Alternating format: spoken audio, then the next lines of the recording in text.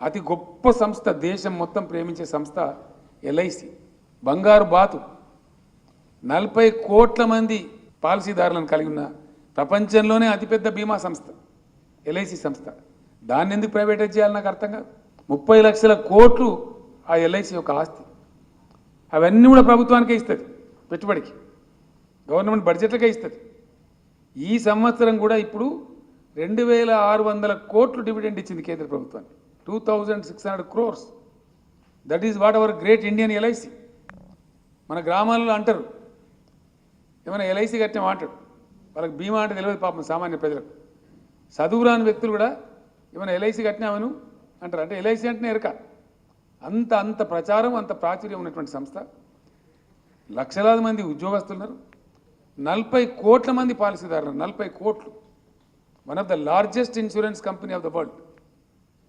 ఇలా ఏం రోగం పుట్టిందని దాన్ని ప్రైవేట్ చేస్తున్నా నాకు అర్థం కాదు. ఎందుకు చేస్తున్నారు? ఇలా విదేశీ తొత్తులైపోయి విదేశీ కంపెనీలను తెచ్చి దేశ ప్రజల మీద రుద్దితే వాడు సంపాదించే డబ్బు ఆడబెడతాడు. ఇలా ఎల్ఐసి సంపాదించే డబ్బేమో ప్రభుత్వానికి వస్తుంది, లోన్ రూపంలో, ఇంకో రూపంలో.